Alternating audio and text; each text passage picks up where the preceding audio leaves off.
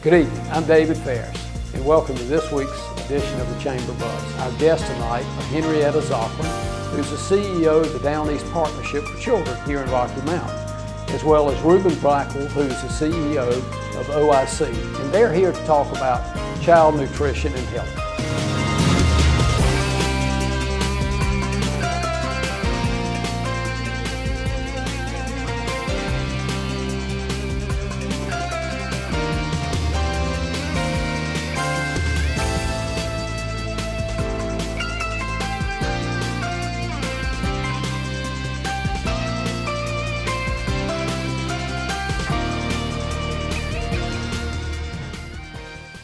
Welcome back.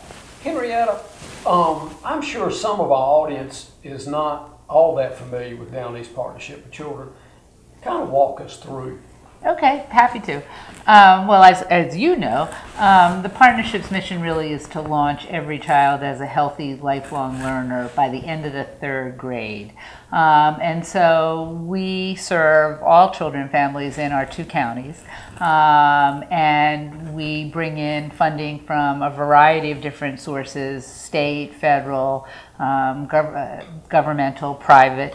Our budget's about $6.5 million a year. Wow. And we run 3 big programs directly.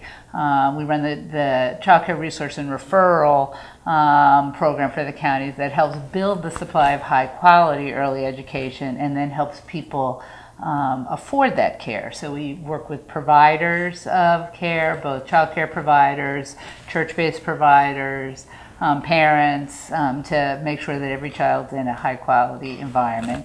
And we also pay for 1,000 kids a year to go to child care, both through our child care scholarship program, and we're the administrator for NC Pre-K, the program for at-risk 4-year-olds. And then we have a whole continuum of family services that helps build parents' ability to be their child's first teacher and to support their development as they move through the different stages. And we focus on 0 to 8 because by age 8, kids are really launched, or they should be launched, and then they should have learned how to read, so then they're reading to learn. And so we fund those programs directly, and then we work with other providers and other agencies, the schools, the libraries, the health departments, who are all working towards our same mission.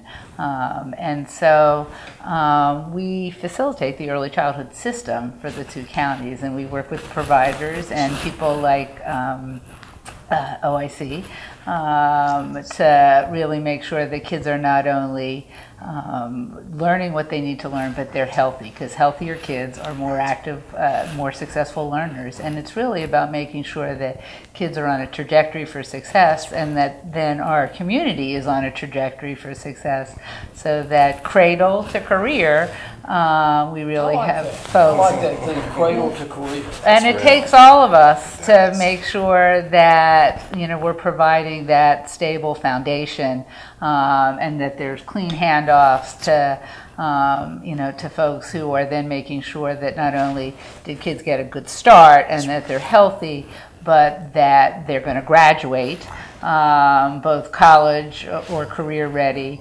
and that they'll continue to contribute to the economy.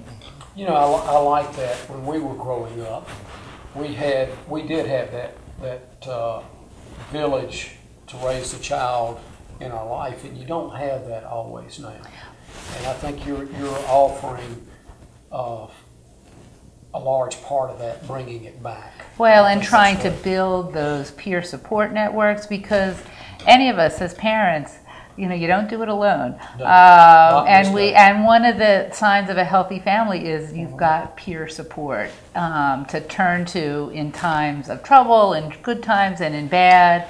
And kids don't come with instructions, so you need to be able to debrief and ask for help, and we all need that. So you know, we're trying really hard to have folks understand that it's a sign of strength to you know, to learn how to be a good parent and to learn how to engage.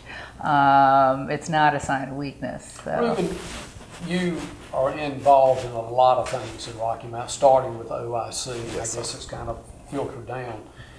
The dollars that it takes to run these operations Sure. is amazing.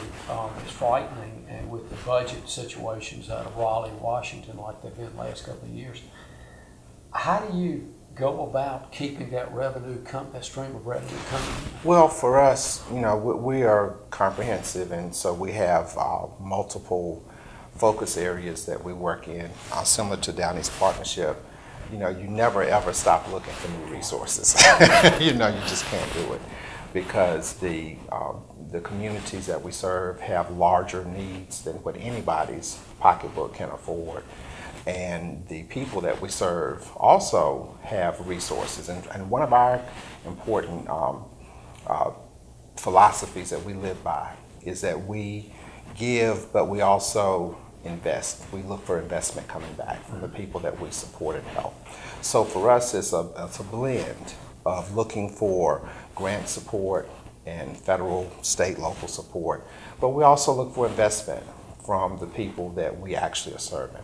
Our mantra is we help people help themselves. The operative part of that is responsibility, that every person can take responsibility for themselves, for their health, for their education, for their community, for their family. And so our role is to help facilitate that process of self-empowerment and self-responsibility, self-sufficiency. We believe that the funding and the programs that we provide serve as leverage. We can't take anybody all the way, but we can help you on your journey, as you are getting there. And that's more important too. For example, on the healthcare side, the Affordable Care Act, which has been greatly maligned, but I think has been greatly misunderstood, has really empowered in our own community thousands of people with the ability to pay for the first time for health care that they've never been able to pay for before. Absolutely. And they have health care now that they're able to take advantage of programs that help them live a better life. Henrietta spends a lot of time in Down East Partnership, not just Henrietta, but the whole team of folks that she works with and manages and motivates, work to help people understand the importance of health. And when you are living on a minimum wage income, or maybe less than minimum wage because you might not have a full-time job, you still have health care needs. And it's hard for a person who is sick to be able to concentrate on other things that they need to concentrate on. And absenteeism is a huge issue. Huge. If you're not feeling well, or you can't see the board, or your teeth are bothering you, or you don't have enough to eat, Right. or what you have eaten Right. is not really Right. providing you the ability to sit in your seat and listen because Right. it's too sugary or too not enough. You can't focus on learning. And so I think one of the things that we're all focusing on right now is how do we make sure that families are healthy? How do we use the resources in this community that we have in terms of the built environment to get folks out, to get them active, to get them understanding that the food economy and what you're eating impacts on your health. And that's a small step that people can do, everybody can take to improve and prevent long-term, very costly health problems. And just knowing, what I love about this community, is that we are really trying to help people understand that you do have some choices. Absolutely. Whatever money is in your pocket, you have a choice to decide whether you buy an apple or a fast food burger. Now, we know this is the land of parties, and so we're not trying to attack, but we're not everything trying in moderation. That's right. It does But make a making those difference. choices available and Right. easily available Right. in places where transportation has continued to be a challenge and a barrier for a lot of folks. But we have beautiful, beautiful land here, and this is wonderful parks. wonderful the city parks. has done an amazing job with our park system. Worked hard. for every age Right. and every physical ability in In our every interest almost, too. Absolutely. And that is one of the things that the partnership is doing, that's new these days, is we are really working with the schools to develop their playgrounds into outdoor learning environments that'll be open for recreational use during non-school hours. So I think we have to focus on what is available and what are the strengths that we have, and where are the things that people can put their hands to and can do with their families, with the people who are in their circle of influence, to help make this a healthier place to live. And those choices help people live healthier, and the cost of care reduces. Exactly. So it's a self-empowering and self-fulfilling. Yeah, we're getting ready. We're going to take a break in just a second. And when we come back, we want to talk about nutrition. We want to talk about why it's so important that these children are not only fed, but fed properly and begin to form good dietary habits as well as exercise. And I realize all of us know this, but sometimes we forget how fortunate we are with a bountiful table in front of us, but they're children that have dental problems, that have health problems, that have visionary problems, and come to school with nothing in their stomach, which is a tragedy in and of itself, but it not only affects that child. If I'm uncomfortable, if I'm hungry as a child, I'm going to pull you down. I'm not going to sit there. And when I'm disruptive, these are issues that you're addressing, and we appreciate it. And we're going to talk about that when we come back. Great. So we'll take a quick break, and we'll be right back.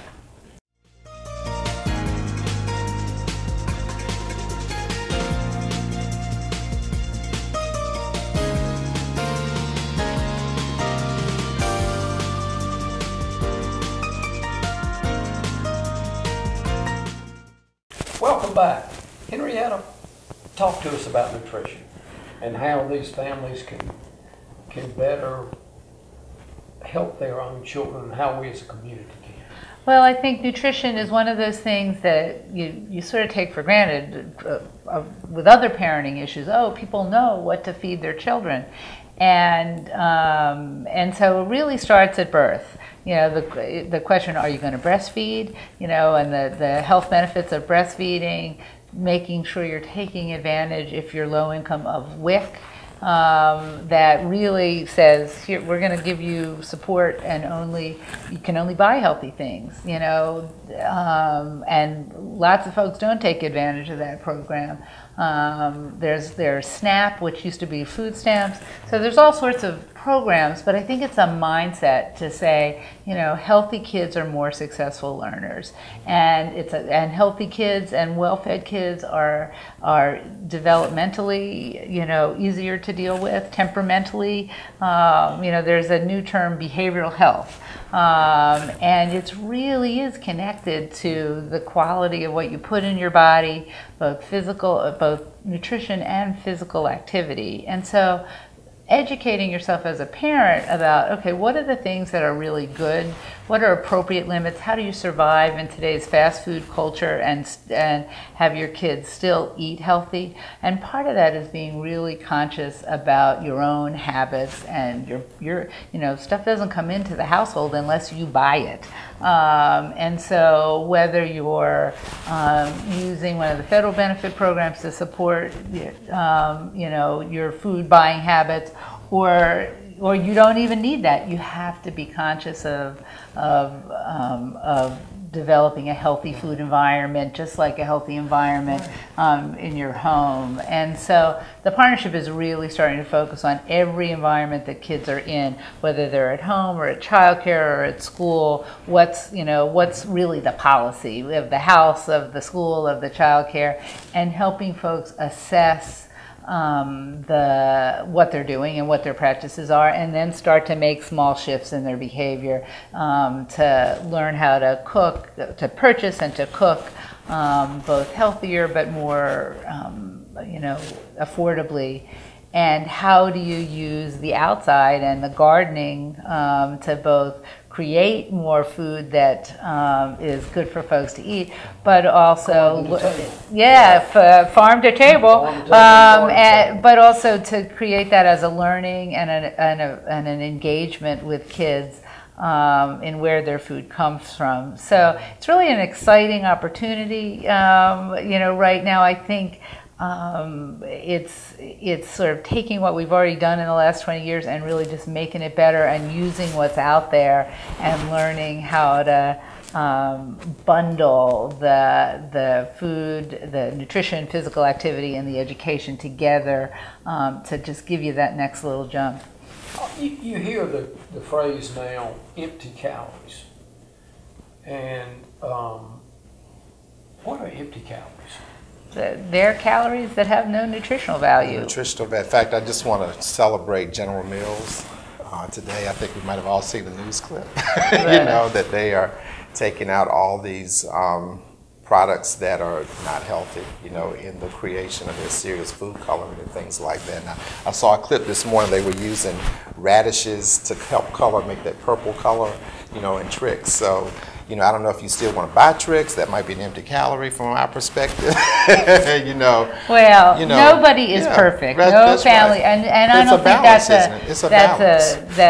the standard, and that's why what we've been doing with the childcare folks. We have a project called Shape and See, where it's funded by Blue Cross Blue Shield, where we're really going out to the childcare centers and trying to help them assess what it is that they're doing.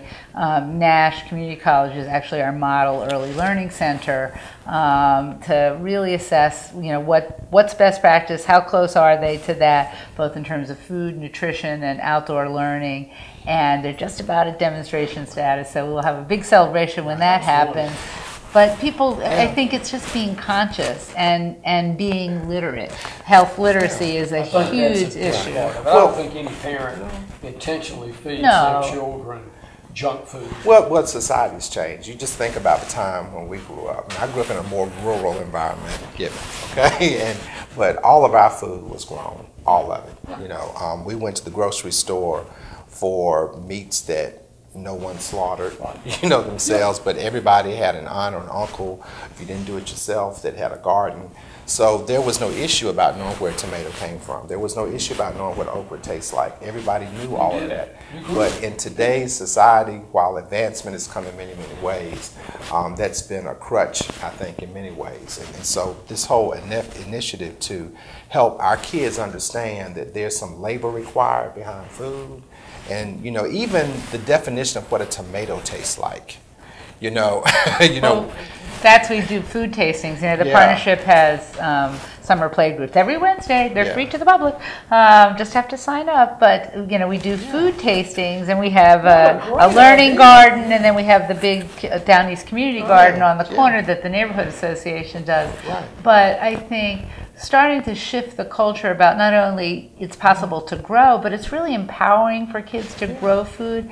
And then one of the things that is a gap, people have lost the ability to then cook fresh food, because we just got a big grant from the USDA to do nutrition education, and so we're going to start that in October, really working with families, childcare providers, the folks at the Housing Authority, and the schools to really start to assess what they're feeding kids, because folks are so happy, for example, I got my child into, an after-school program, but then they're eating Fritos, or some empty calories, because they're starving after school.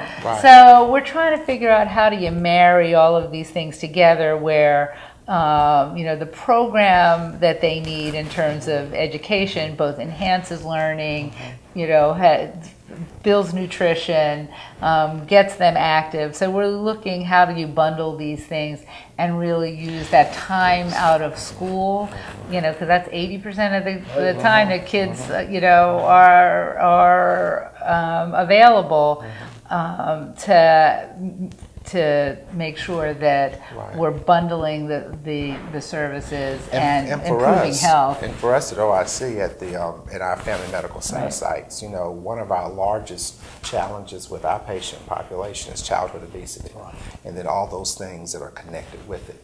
And most people don't really realize the complications that obesity brings in many other areas, diabetes and attention deficit issues, issues about your circulatory system, Heart disease. All types of things. And so we're seeing in our community that we're helping to educate people that poverty doesn't mean that you cannot make good choices with whatever you have. Our ultimate desire and design is to shift everybody out of poverty.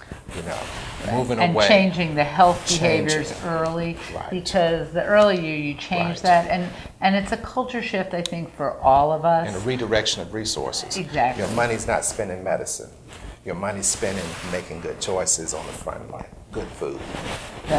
And we're lucky, this new Healthy Places initiative that KBR has, that KP Reynolds Charitable Trust, are really bringing people together across not only children and family programs, but the full range of healthcare, to look at how do we make Nash and Edgecombe counties a healthy place, and how do we make that a place where people say, oh, I want to move my family, my business there, because that's a good place to live. People, are active, the food environment is, rich and delicious, and that this becomes a destination spot for local foods, for, crafts, for things And good health care. and good health and good health care, and right. that it's an attractive place to do business and to live, and that's going to take a culture shift in all of us to really think about food and our,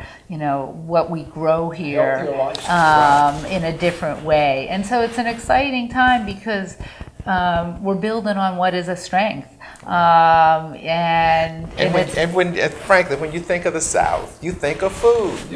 And there's a way to have great food and be healthy and have everybody be and have nobody be hungry. That's right. I mean, one of the That's things that we important. learned, was this year, and really focusing on hunger, was how many kids are hungry during the summer. So but you know what?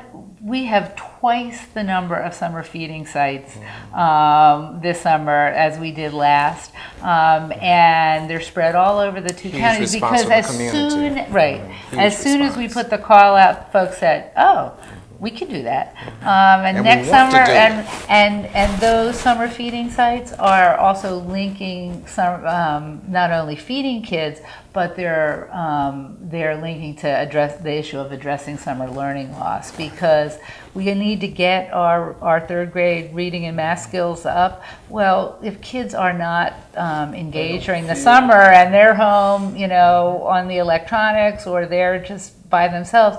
As you said when we started, we have beautiful parks here. We've got a spray park. We've got swimming pools. Yeah. You could go from dog park. You could go from a summer. You can have breakfast someplace. You can come over to the Discovery Play Park and play in the morning. You can go home. You can go someplace, have lunch.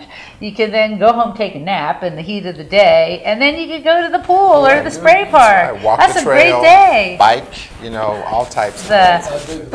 But people have to We can tell. and form your own summer play groups with your friends. But I think we have to shift the way we think and take the steps that each of us can do on our own, and just learn a different way. Well, I want to thank both of you for joining us this evening, and I also want to thank you on behalf of our Twin County area for the great job you do to help build a healthier and happier and more prosperous community. And I want to thank our audience for joining us tonight. I'm David Ferris, and I hope you have a nice evening. Thank you.